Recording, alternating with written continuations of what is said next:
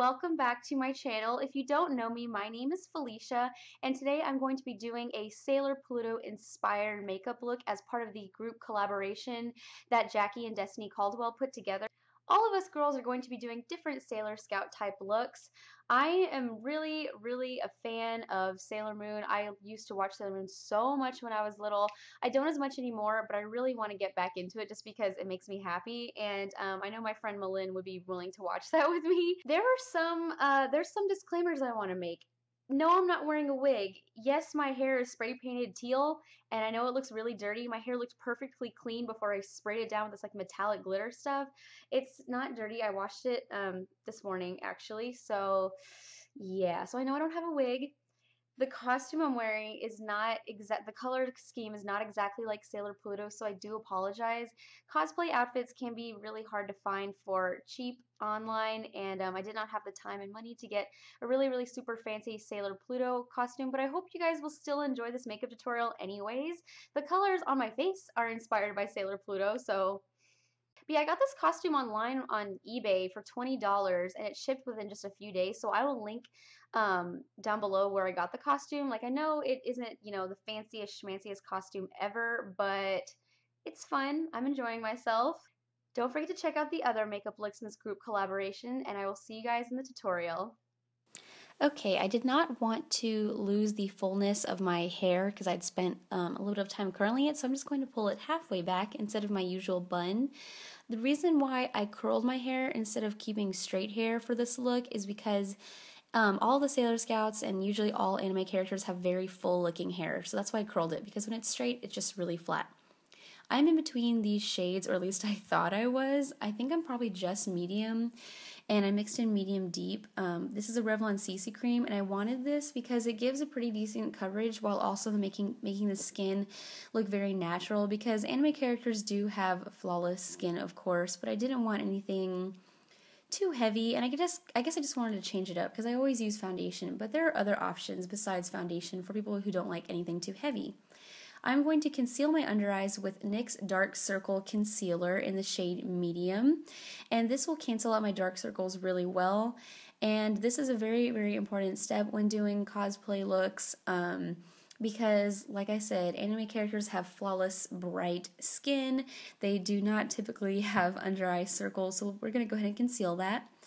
It also seems to me like the girls have glowy skin, so I'm going to highlight with some creams first before I highlight with any powders, and that is going to involve my Maybelline Dream Lumi pen in the shade Radiant. I like this product a lot, but it doesn't come with nearly as much product as the MAC Prep and Prime kit highlighting pen in Radiant Rose, so I really like that product, and the product is also more creamy. But this will do for now. And as you can see, I'm putting it in a triangle under my eyes, on the forehead, and just in the high points of the face where you want to highlight.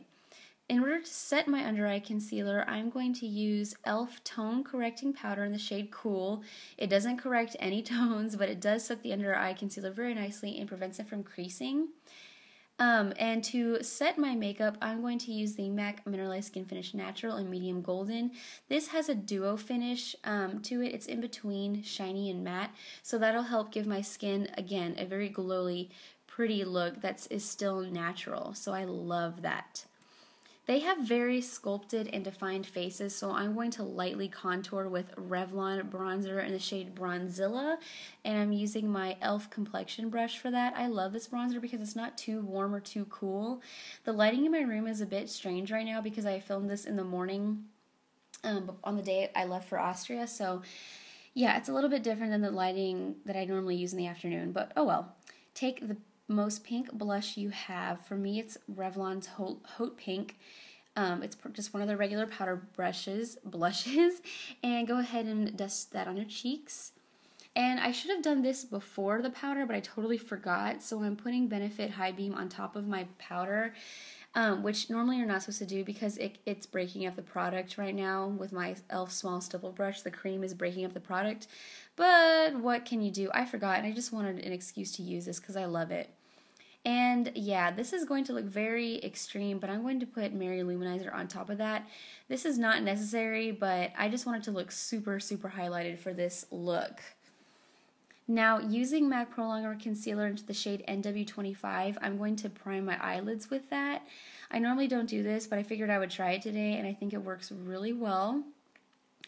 And yeah, I might not even ever buy an eye primer now because I have this, and I love it. So this is going to not only conceal my eye area, but it's also going to act as an eyeshadow primer and help my eyeshadow stay on. And to set that concealer, I'm going to use the powder from the Sonia Kashuk Hidden Agenda palette and just kind of pack it on with my EcoTools large eye brush. That's what it's called. Now, taking the color Nude from my Smashbox Masterclass 3 palette. This is an amazing palette, you guys. It's a $300 value, but I got it for $65 at Sephora. Thank you, Aunt Amy, for the birthday gift card. I was able to get this palette with that, so thank you. I'm going to dust Nude in my crease with a fluffy brush, as usual. And I'm taking the shade Flirt, which is a highlight, and I'm putting it on my finger. And the reason why I'm doing this is because, like I said, I'm going for high shimmer here, so you don't have to be really neat with it. And I decided that that wasn't quite enough. So I'm taking Angelic by e.l.f., which is a mineral eyeshadow, and I'm making it even more frosty and highlighted. And there's me approving and being like, okay, this is what I need. And I'm taking that on my EcoTools angled crease brush. Now, this is the color that really, really reminds me of Sailor Pluto the most, and that's the color Serpent, again from that Masterclass palette. It is a deep green with some shimmer in it, which is basically the color of her hair. I really just think this color is so spot on as far as Sailor Pluto's hair goes. So I'm packing that all over my lid with my e.l.f. $1 eyeshadow brush, and I'm working it to the crease a little bit, and then I'm going to blend it in, because when using really deep shades like this, especially satin or matte shades, it can be really hard to blend. So just make sure you keep blending and it'll pull the look together. I'm doing the exact same thing on the other eye, and then next I'm going to go in with, I think, the same blending shade on my E35 brush by Sigma. And yes, it does look choppy now, but it'll get better. Don't you guys just love when I say the exact same thing in every single tutorial about blending?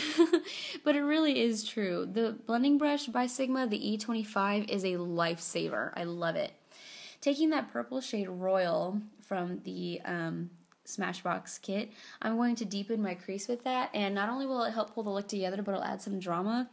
Purple is actually a really surprisingly good color to wear with green. It just complements very well. Yes, you might think of eggplants or something, but I think it looks beautiful. And this color is so dark that you can't really see how purple it is anyway, so it's all good. Taking my typical liner, I'm going to tightline my eyes. I didn't show myself doing it because I always do the exact same thing. I tightline my eyes with the Urban Decay Zero Pencil, and I'm going to fill in my eyebrows very lightly because I don't think Sailor Pluto has full eyebrows at all. If anything, they're kind of thin. But I'm not going to leave my eyebrows blank because I used to do that and I realized that it just doesn't look that good.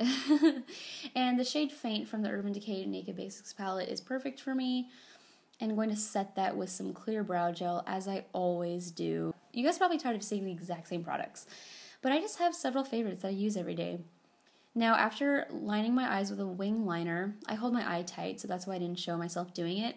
This is the fun part. This is what will make your eyes bigger. I took that same Serpent shade on a E15 flat definer brush by Sigma, and I'm putting it below my lash line, right below, and I'm going to smoke it out with a pencil brush.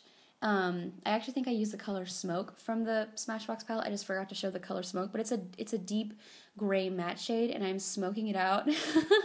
Yeah, it does look kind of scary, but just blend it in.